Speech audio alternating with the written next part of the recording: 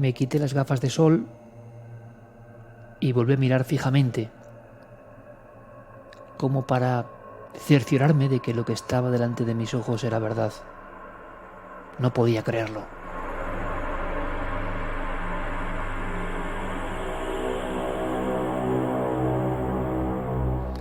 Según ciertos escritos, según ciertas profecías, estaba ni más ni menos que en el jardín del Edén, en el ombligo del mundo. Y sin embargo, lejos de ser algo idílico, aquel paraje se me representaba como algo de verdad, angustioso.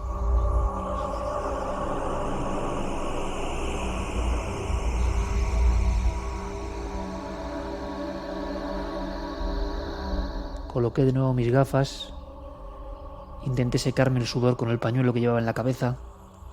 El sol azotaba con furia y me fijé de nuevo, buscando las sombras y las luces de la visión protegida por los cristales, intentando comprender por qué de aquellas figuras, de aquellos rostros, de aquellas expresiones tan antiguas, de aquella sensación de estar delante de un lienzo de piedra, de un mundo muerto, de un mundo que fue enterrado, de un mundo que de verdad, ahora asomándose en la arena del desierto, sobrecogía mi alma.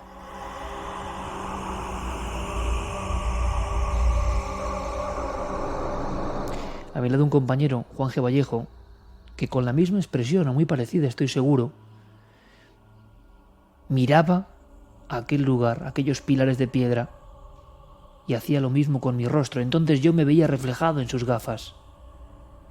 Y me vi una vez más en el espejo del asombro absoluto. Le dije entonces: Juan G., yo esto es lo más raro que he visto nunca. Él hizo una pausa, un silencio. Casi podíamos escuchar el aire. Estábamos en un lugar remoto, peligroso y solitario. Me respondió, después de haber viajado por medio mundo, él me dijo: yo también, Iker, yo también.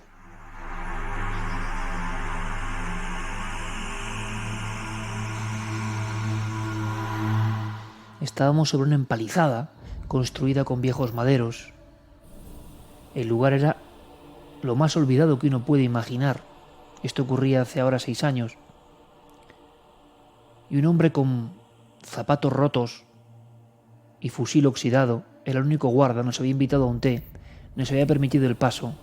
Allí entre la arena, desde hacía unos cuantos años, estaban surgiendo cosas increíbles.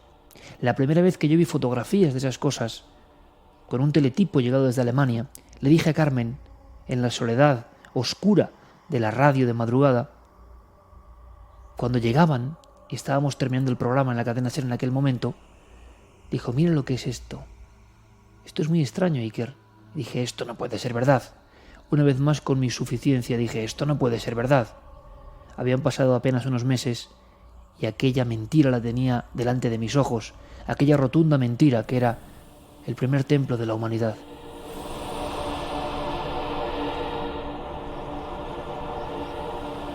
En el monte ombligo, Göbekli Tepe, posiblemente en la zona más conflictiva hoy del planeta Tierra, en el mismo linde que separa Turquía y Siria, no muy lejos de la entrada de ese país hoy masacrado por la barbarie, Irak. Un territorio donde ahora mismo las bombas hacen sombra. Estábamos a 800 metros del lugar que ha sido batalla tremenda entre kurdos y miembros del ISIS por la ciudad de Kobane. Estábamos en el corazón del Kurdistán, en el desierto tremendo de la Anatolia, pero no nos ocupaba la política ni la religión, o quizás y sin saberlo, habíamos ido a cubrir un extraño reportaje. Mi instinto me dijo, o más bien el de Carmen, que ahí sí había una verdad.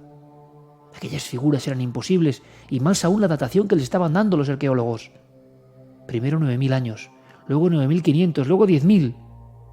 Una ciudad, un templo terrible, hace 11.500 años, el doble de tiempo de las primeras urbes de la historia, el doble de tiempo de los primeros templos prácticamente de la historia. ¿Era posible?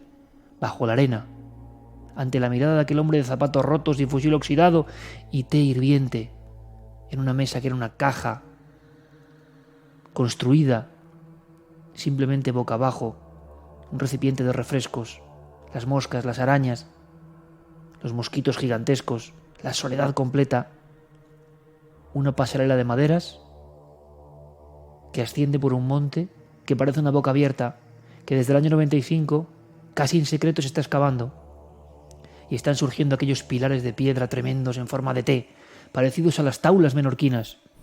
Son enormes Ts de piedra que alguien levantó hace 11.000 años, en el último tiempo de las cavernas, cuando vivíamos en plena prehistoria. Alguien hizo un templo con conocimientos astronómicos, con conocimientos arquitectónicos. Pero había algo que era diferente. Yo me seguía mirando en las gafas de mi amigo Juan G. Vallejo, tantos viajes juntos y tantas aventuras juntos, y estaba viendo mi rostro, un poco demacrado, como cuando uno se encuentra con un asombro inesperado, recortado en sus gafas de espejo. Me veía perfectamente. Volví a mirar al frente, volví a mirarme en las gafas y decía: esto no hay quien lo entienda. ¿Qué civilización es esta? ¿Por qué lo más antiguo y tan increíble se ha descubierto en el sitio exacto que las profecías aseguran que era el jardín del Edén, monte ombligo, el ombligo nutricio que dio la vida? Eso creen allí. Hoy es la caja de Pandora. Hoy es una cicatriz en la tierra. Hoy es un territorio que se desangra. Hoy es el lugar donde resuenan ciertas profecías que la mayoría de personas no quieren escuchar y cuyos ecos de sangre llegan hasta nuestros días, hasta las grandes urbes, hasta nuestros miedos más profundos. Yo ni siquiera lo sospechaba, pero ahora voy tejiendo mis ideas y viajo 6 años atrás, al primer templo, a donde se presentaron los extraños dioses, a quizá donde se abrió, sí, como la historia del jardín del Edén, la auténtica caja de los truenos, donde todo cambió, donde la idílica vida de las cavernas se convirtió en otra cosa, desde que llegaron aquellos dioses de ojos negros.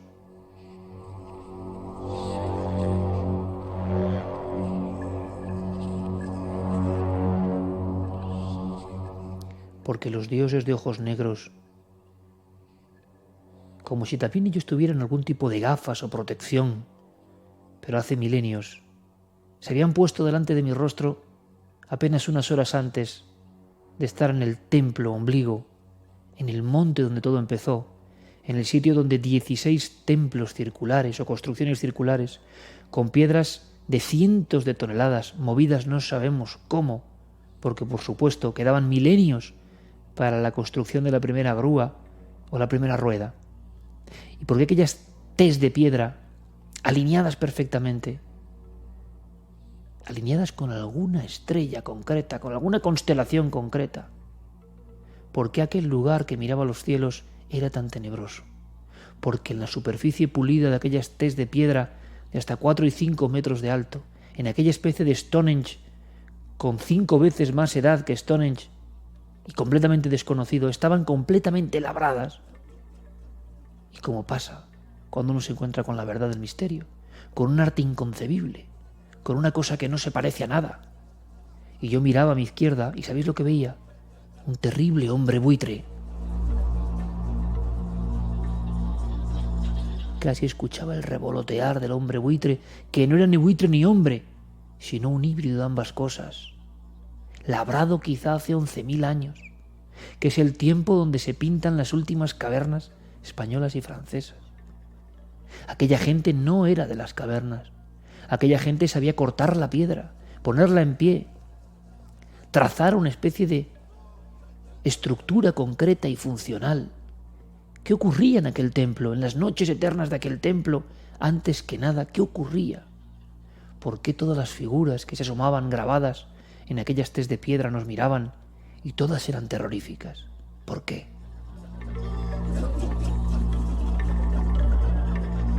Estábamos en territorio de la Anatolia, en territorio natural, en el fondo de la Mesopotamia, donde ya sabemos que unos 5.000 años después, se dice pronto, llegarían esos toros alados, también masacrados, lapidados, destruidos hoy, aquellas deidades extrañas, donde llegaría la escritura. Estábamos en el lugar donde se nos legó la primera aventura, que por cierto, la primera aventura escrita tiene que ver con alguien llamado Gilgamesh, un viajero al más allá.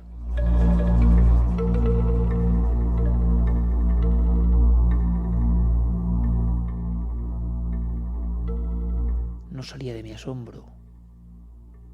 Y no lo hacía porque todo me parecía una increíble fábula, que yo mismo me había resistido a creer. El hombre buitre, más alto que yo prácticamente, tenía su corona de pelo marcada, su cabeza calva, su pico, miraba de reojo, no de frente, pero no sabía que era una especie de dios o de criatura. Al lado de él un escorpión, tan grande como un niño, un escorpión con las patas bien definidas, con los dos quelíceros o pinzas de la boca, con las tenazas. Y más allá empezaba el reino de serpientes sin rostro, pero con cabeza afilada, que salían de la tierra y trepaban por esas tes de piedra. ¿Qué nos estaba contando el primer templo de la humanidad? Yo desde mi empalizado decía, ¿qué nos estás contando? Porque aquellas serpientes, 1, 2, 200, 300, parecían energía que emanó algún día de aquella tierra maldita. Y digo maldita porque hacia el 8000 a.C., la gente que acudía a ese sitio tan importante de la era de las cavernas, resulta que lo enterró para siempre. Lo enterró hasta prácticamente antes de ayer.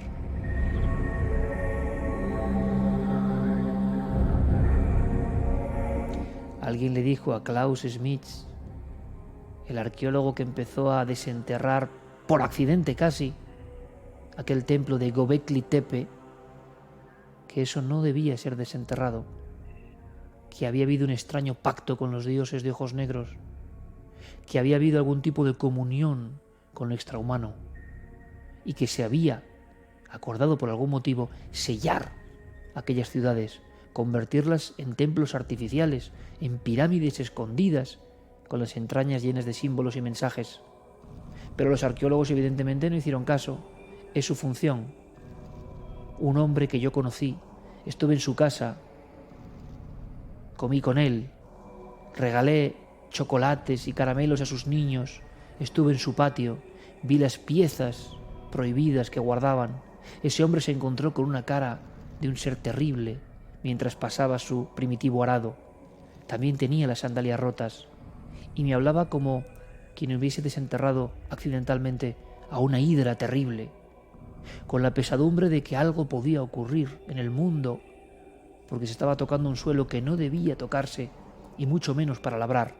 Él fue el primero, hace apenas 20 años, que se encontró con la primera pieza de ese mundo extraño de Göbekli Tepe, en la franja ardiente del mundo ahora mismo.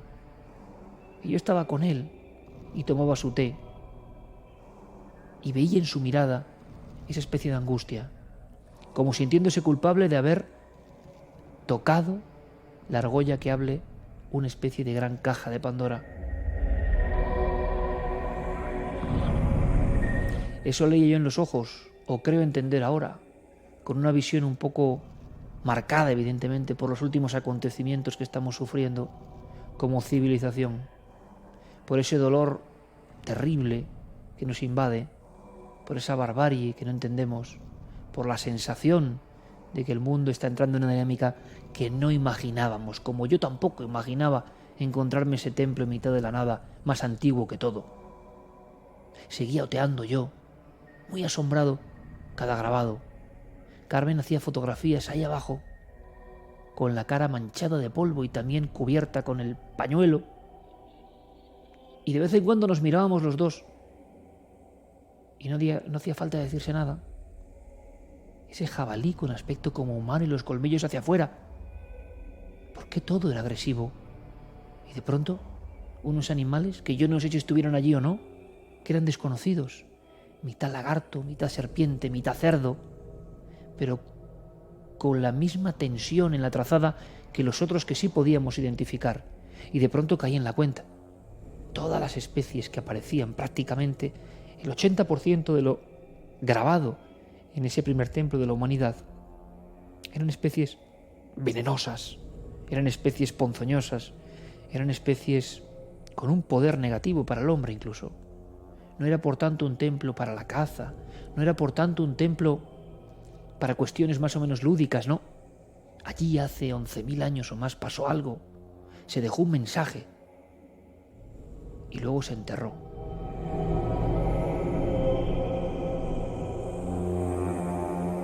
Nadie en España había rodado ni se había ocupado de Göbekli Tepe. Yo había hablado sobre Göbekli Tepe con arqueólogos y me sonreían porque no sabían. Me documenté, compré los libros, aún no manejando desde luego el alemán, que había allí sobre esa especie de centro ceremonial que poco a poco iba asomando. Hubo otra pieza que me sorprendió mucho, amigos. En una parte más alta de esas tés de piedra había como algo que dejaba pasar la luz del sol y que proyectaba formas o figuras o el propio haz concentrado en otras de las terribles caras de animales humanizados que aparecían aquí y allá. Era como un mosaico de luces y sombras, como un extraño reloj de acontecimientos, como una computadora de piedra que algo nos quería decir. Pero ¿sabéis cómo era ese círculo? No era casual, era un redondel gigante de unos 3 metros de ancho. Imaginaos una cabeza, imaginaos una piedra que sea completamente redonda, como una pastilla. Imaginaos un círculo opaco de piedra, perfectamente pulido. Ese tapón de piedra redondo ha sido cortado con la silueta de un cráneo y se ha quedado el redondel de la cabeza por donde pasa el sol y 2 grandes orejas humanizadas. Es como un ser que nos mira sin cara. La sombra que se proyecta es la de una cabeza con orejas que con la fuerza del sol va vigilando todo ese entorno. Yo intentaba preguntarme en el polvo del Kurdistán, ¿qué mensaje encriptado hay aquí?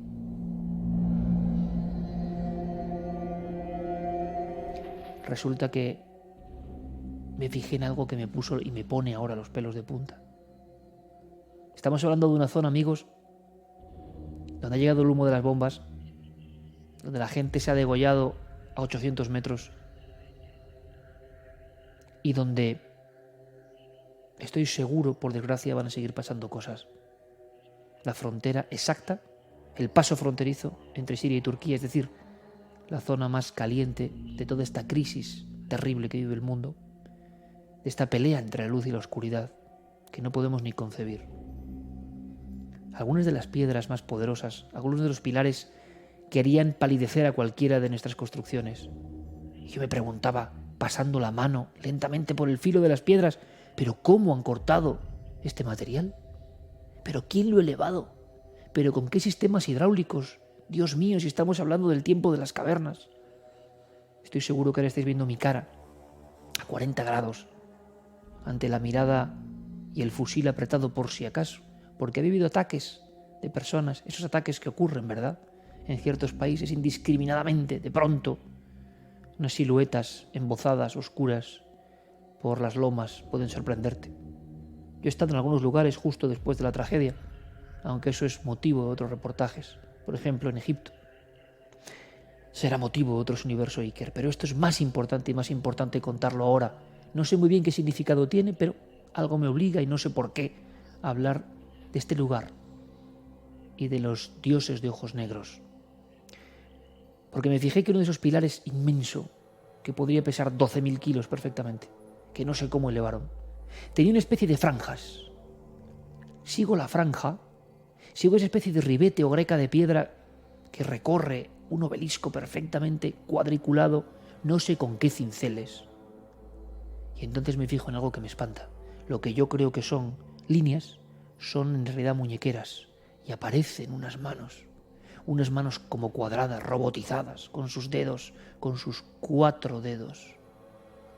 Y me empiezo a fijar, y muchos de los grandes obeliscos tienen esa imagen como de un dios sin nombre, que posee los brazos largos que recorren toda la piedra y que se cruzan, como tocándose el ombligo.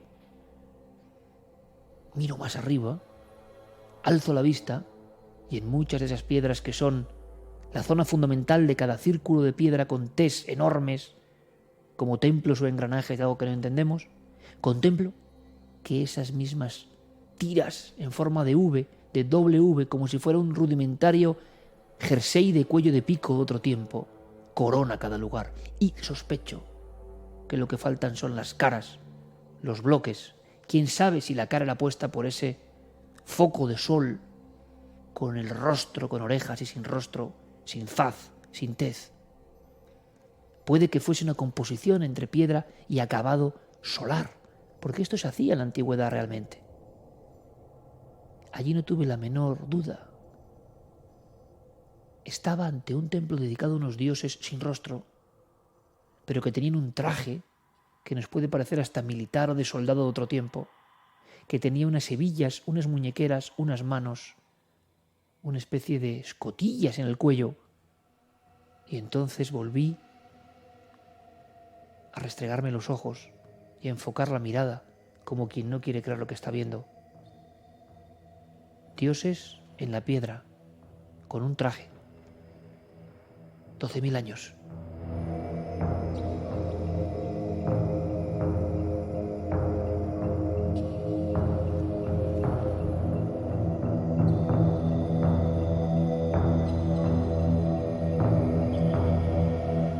Supe después, pero solo después, que en ese río Éufrates donde me paré, cogí agua, siendo consciente de que estaba en uno de los 2 ríos más célebres del planeta Tierra de la antigüedad, en los que circundan la Mesopotamia, tierra entre ríos. Los ríos que seguramente dieron la vida a la primera civilización, pero no sabíamos que había una muy anterior. Y me mojé las manos y apoyé mis botas mientras veía una hilera de tanques del ejército de élite turco que vigilaban y me miraban con muy malos ojos. ¿Qué hacía yo ahí? Seguramente ni ellos entendían la importancia de lo que yo estaba contemplando como periodista.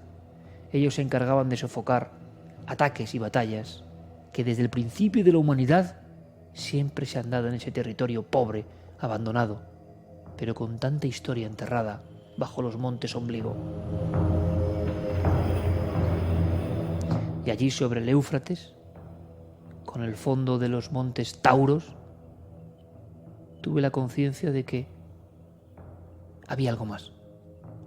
Las aguas del Éufrates precisamente pasaban sobre otro templo gemelo al que no habían dado mucha importancia, de este Göbekli Tepe. Era el yacimiento ahora sumergido de Nebali Choré. Madre mía, y cuando en las bibliotecas del lugar y en el Museo de Sanliurfa y en los lugares que voy recorriendo empiezo a ver las piezas que en su día se sacaron y que algunas quedan bajo el agua en las obras que hicieron para reconducir el Éufrates y dar una vena de vida a esas tierras tan secas, pasando por encima de templos que quedaron 9 metros bajo el agua, ahí había los mismos seres, las mismas muñequeras, los mismos cuellos de pico. ¿Quiénes eran esos dioses? Tenía que descubrirlo, porque eran seguramente los primeros dioses esculpidos de la historia, con permiso de algún chamán antiguo de las cavernas. Pero la diferencia es que estos dioses, en ese lugar exacto donde yo estaba, fundan la civilización, el cambio de vivir en las cavernas y ser recolectores a lo que vivimos hoy. No era una tontería, Iker, me dije a mí mismo, no era una tontería, porque en el lugar que estaban pisando mis viejas botas compañeras en tantas odiseas, en ese mismo lugar ocurrió el cambio, el chip, de ser cazadores libres, fundidos con la naturaleza, una parte más, a los templos, los extraños dioses, quizá ya estaban los primeros, los extraños mensajes, matarse por esos dioses, altares de sacrificios, agricultura, cosecha, ricos y pobres, ciudades, urbes, la vida como hoy. Somos hijos del Neolítico. Y yo estaba como preso del sueño de una locura en el lugar exacto donde se retrasaban las manillas del reloj de ese gran cambio del Neolítico. Ahí estaba, en el nacimiento de ese cambio de chip de la humanidad. Y entonces os juro que me pregunté, ¿y si alguien nos ayudó o nos dio el envenenado regalo de motivar ese cambio? ¿Y si esos que vinieron con el cambio, por ejemplo, ese salto que nadie se explica y que se dio precisamente en la frontera de Siria y Turquía, de manejar la agricultura, las semillas, la plantación, la paciencia, los oficios, la esclavitud, el poder, el dinero, todo eso que nace ahí? ¿Y si resulta que lo trajeran unos embajadores de otro lado, hace 12.000 años.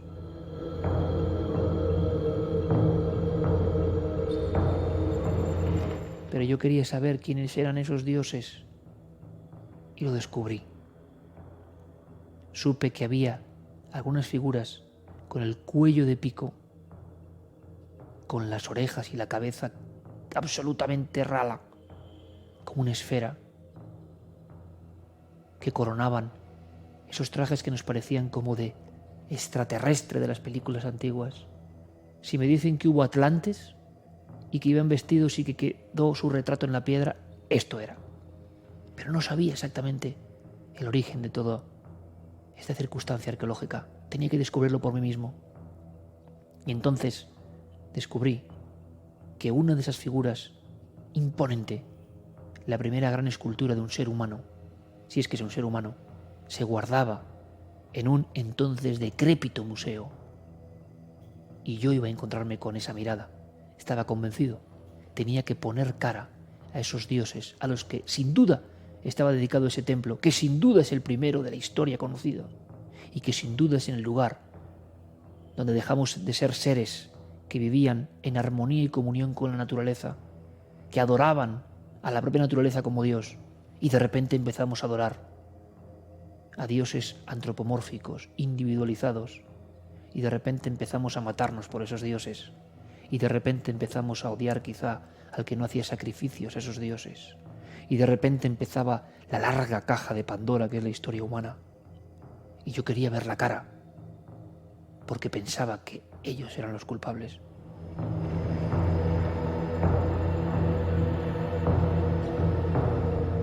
Y en aquel lugar tuve el encuentro, y lo anoté en mi cuaderno de campo con nerviosismo. Estaba delante del gigante de Balikligol, el mejor representante de un tipo de arte, de un tipo de figura que sin duda es el patrón común de lugares como Çatalhöyük, Nebali Chore o Göbekli Tepe. Los centros, o Kayonú, los centros de nacimiento del Neolítico, los lugares del cambio absoluto. Yo en este universo Iker solo estoy lanzando pistas, pero creo que algunas tienen una carga enorme de profundidad. Y no por mi sapiencia ni mucho menos, sino por lo que he visto, he enhebrado en mi pensamiento, he leído y hasta os diría que lo que está pasando. El fanatismo, la creencia en unos seres que no somos nosotros ni tampoco son exactamente la naturaleza y que intervienen en la especie humana en un momento clave para quizá provocar la discordia. Me decían los lugareños, que tenían que ser interpretados, por supuesto, hablando en el dialecto kurdo, ni siquiera en turco, repetían: es que aquí todos sabemos que es monte ombligo, porque aquí ocurrió el nacimiento de todo. La historia que os cuentan, me decía, del jardín del Edén, es aquí.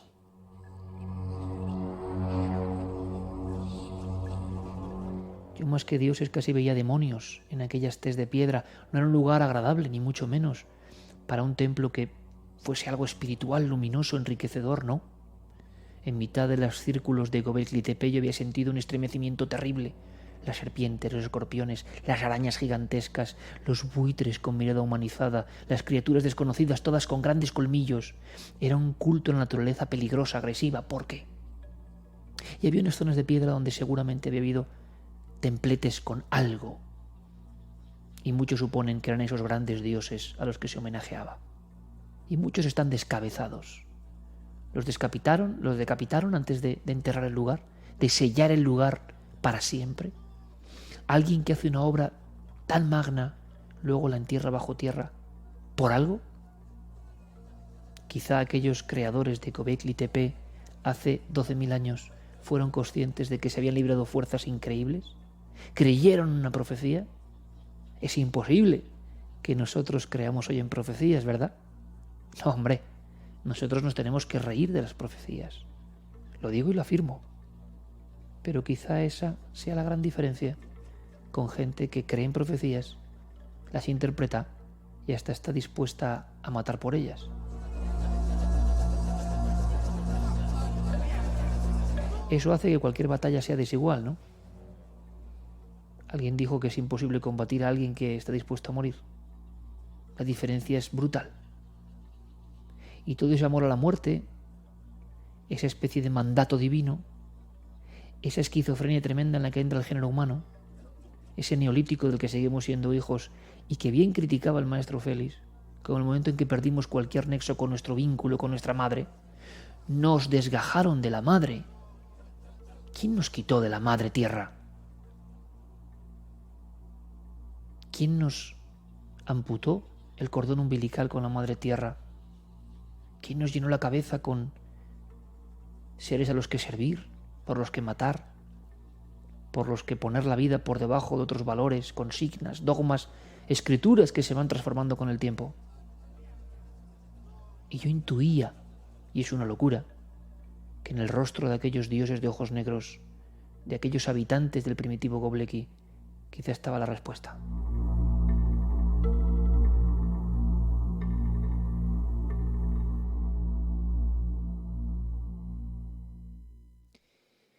Entonces ocurrió algo. Me quedé paralizado, absolutamente. Me quedé sin resuello, de verdad. Pedí a Marcos Macarro, el operador de cámara, que colocase la luz de una forma, porque yo había visto algo extraño. Me miró él con esa cara de tantos viajes, tantos kilómetros y conocerme muy bien. ¿Pero qué has visto?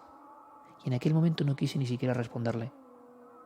Pero en el rostro del extraño dios primitivo, de la primera escultura antropomórfica, humana, de la historia conocida. Qué curioso, ¿eh? Yo había visto algo.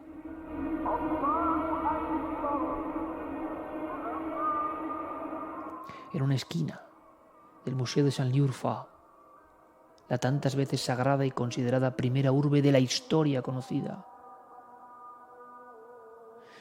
Ahí había un hombre de piedra. Ahí había un gigante extraño, mucho más alto que yo, poderoso. Y este sí que tenía el cráneo. Y os juro que ahora en la buhardilla de Universo Iker he sentido el escalofrío idéntico, porque yo no había engañado a Marcos Macarro. Yo había visto algo en la superficie de la cara terrible de aquel dios.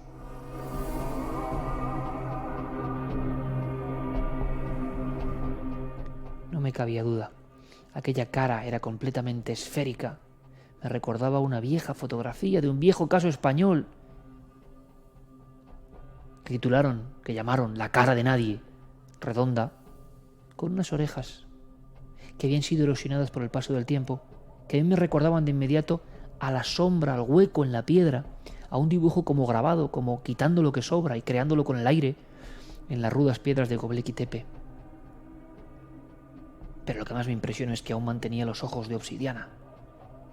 Dos ojos redondos, que si uno se fijaba bien se convertían en piezas cuadradas, como quien logra la cuadratura del círculo.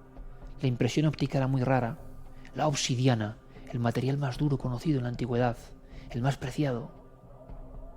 Después de 12.000 años mantenía los ojos en su sitio, negros como la noche, como esa noche quizá cósmica, o como esa oscuridad terrible de la caja de Pandora o de los demonios, quién sabe de dónde viene. El cuerpo, potente, voluminoso, esas manos largas, terribles, con unos dedos que se entrecruzan y que parecen medio robóticos y que llegan a la altura del ombligo. Una nariz poderosa, una nariz que parece más de ser artificial de verdad que de hombre. Y no hay boca, todo es liso, pero uno no puede olvidar los ojos que le miran como un espejo de la prehistoria absoluta. Y está luego con gruesas tiras el traje con la V, con esa especie de uniforme que identificaba algún tipo de dios, que un día llegó del cielo, o llegó en la mente, o en la locura, o no sé de qué forma, pero que en los primeros templos de la humanidad, que en un trabajo que no sabemos calibrar, que no podemos explicar, y que retrasan al doble la antigüedad de la civilización humana, construyendo cosas y templos. Esos primeros templos de la historia estaban dedicados a estos tipos y no a cualquier otro. Algo tuvo que ocurrir para que seguramente cientos de personas trabajasen, levantasen las piedras, grabasen con aquellos seres monstruosos la llegada de estos dioses. Y precisamente en ese lugar es cuando la gente empieza a cultivar la tierra, poseen el gran secreto, lo que durante milenios el ser humano no ha logrado: cosechar, guardar la semilla, ahorrar el tiempo, el espacio, regar con agua, esperar. Y empieza también la ganadería, agricultura y ganadería, que surgen casi como en un chispazo, no en otro lugar sino ahí. Son los cambios básicos que 12.000 años después mantienen nuestra civilización urbanita, y ocurren en ese pueblo sin nombre, en esos templos enterrados, no en otro sitio sino ahí, 5.000 años antes que la Mesopotamia, sus zigurats y la escritura cuneiforme. Pero nadie lo sabía, hasta que un viejo pastor dio con el azadón a una cara que le dio terror. ¿Y qué había visto yo en el rostro de aquel dios de piedra de ojos negros, rescatado hoy en la inmediación de Urfa, dentro de un lago, Balikligol, pero que sin duda es el representante más acabado, más perfecto de aquellos a los que se rendía culto, quizá el primer culto a un dios oficial en la historia? ¿Quién era ese primer dios? ¿Por qué no se parecía a lo humano? ¿Por qué ese traje? ¿Por qué esas muñequeras? ¿Por qué esa sensación uniformada diferente del ser humano que seguro todavía he vestido con pieles? Y esto no me lo saben responder los arqueólogos. ¿Por qué esa especie de uniforme que se repite en un mundo donde eso no se conocía? ¿En qué ensueño del chamán, en qué locura mística o en qué realidad vieron eso y lo retrataron obsesivamente hasta enterrar el lugar como considerándolo maldito? ¿Qué pasó? ¿Se dieron cuenta de que la elección de aquellos dioses solo conducía al caos, solo conducía a la sangre? Se supone que además hubo ritos de sangre, pero no hay cuerpos, no hay cadáveres, no hay nada. No hubo habitaciones, no hubo vida en aquellas ruinas terribles de Göbekli Tepe. ¿Qué pasaba entonces allí? ¿Qué se iba a celebrar allí? ¿Se encontraban acaso los antiguos con los dioses allí? ¿Y por qué tenían esa forma? Volví a pedir a Marcos Macarro, sudando a chorros por el aire casi irrespirable dentro del museo, que enfocase de nuevo el foco más poderoso. Lo hizo, y entonces lo vimos. En el espacio que hay entre la nariz y la barbilla, un amplio espacio, donde no hay nada, solo con la luz, y solo colocándola a uno de los lados, al lado izquierdo, se dibujaba perfectamente la sombra. Tan fino era el grabado, dibujaba una especie de boca horrenda, de boca pequeña, casi como de una lamprea, pero con dientes afilados. Y entonces la expresión de aquellos ojos de obsidiana, aquella nariz robótica, aquel cráneo bombado, aquel traje uniformado y siempre igual, cobraba un aspecto terrorífico. Terrorífico. ¿Quiénes eran los dioses de ojos negros? ¿Quién era el dios de ojos negros con boca casi de lamprea que aparece en los primeros monumentos de la historia humana? ¿Por qué ese lugar sigue bañado en sangre? ¿Por qué ese territorio ha traído tanta desgracia? Y al mismo tiempo, ¿cómo ocurren tantos avances de la humanidad fundamentales hasta hoy? Justo ahí. Hay muy poco valor en la tierra, hay 4 olivos desperdigados, apenas las cabras tienen nada de comer, pero sin embargo ahí empezó la agricultura y la ganadería. Y aquellos templos, ¿por qué se enterraron? Yo he conocido en las tierras de Cahuachi, en la cordillera de Nazca, en la Pampa Roja Colorada de San José, templos que volvieron a ser enterrados y colocados arriba de, como un piramidón, una especie de cara, de máscara de piedra, que por cierto me recordaba en parte, pero eso era al otro lado del mundo. Pero he podido aprender y ver por mí mismo cómo culturas remotísimas, apartadas unas de otras, hacían lo mismo. ¿Qué pasaba? El templo había dejado de funcionar. El templo ya no tenía poder. El mal, la caja de Pandora, se había abierto allí. 5000 años después, no muy lejos de este lugar que os estoy retratando, hay un cineasta que decide iniciar ahí su película, porque ya ha habido una novela extraordinaria que habla en el fondo de la caja de Pandora.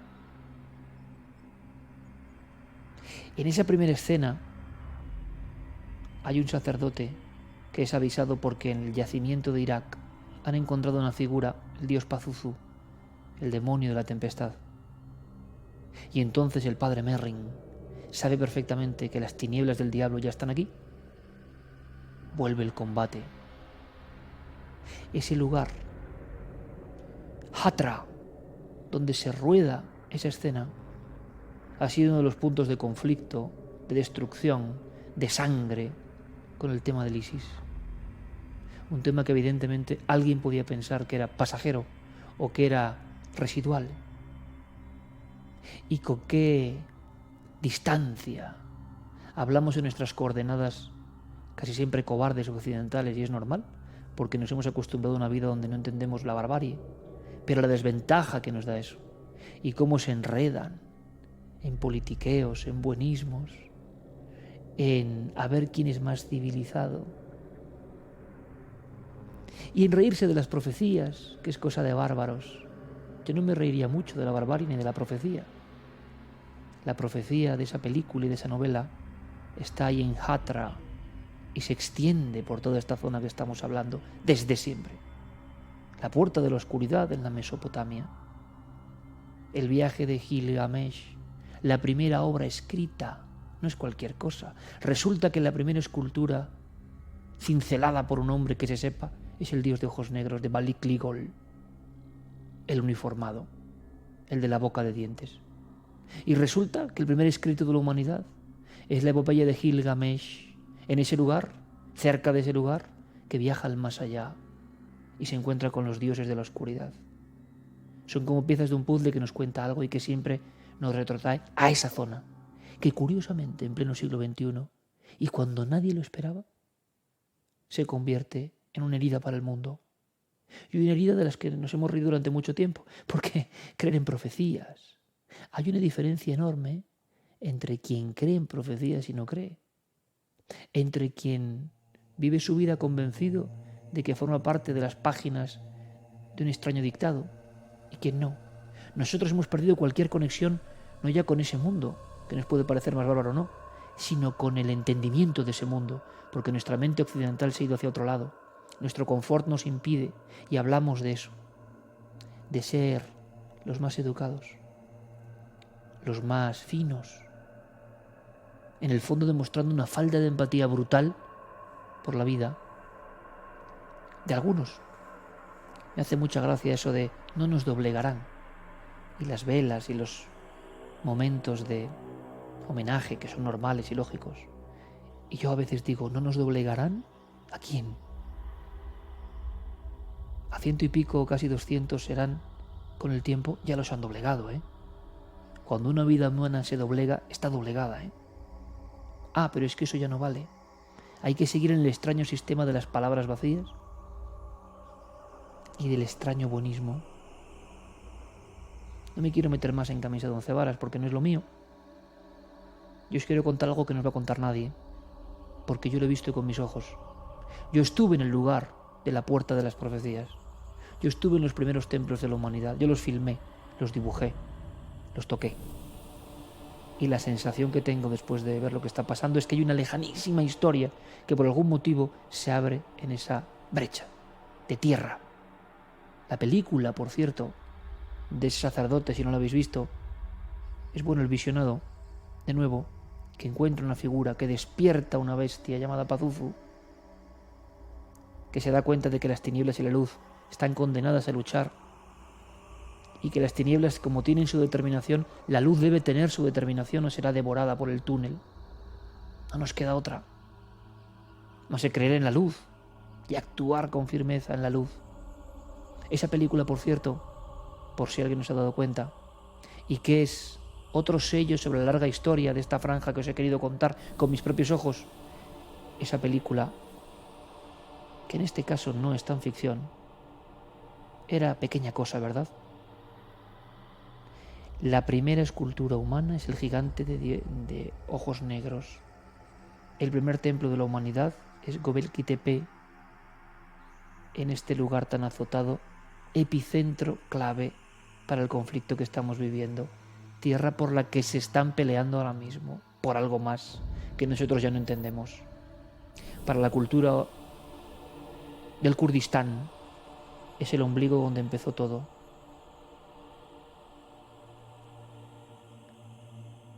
Por si faltaba algo, creo que la película que vuelve a este lugar, con escenarios que ahora han sido derruidos de nuevo y tomados de nuevo, es no la primera en esta lista, pero sí la más terrorífica para mí, aunque sea subjetivo.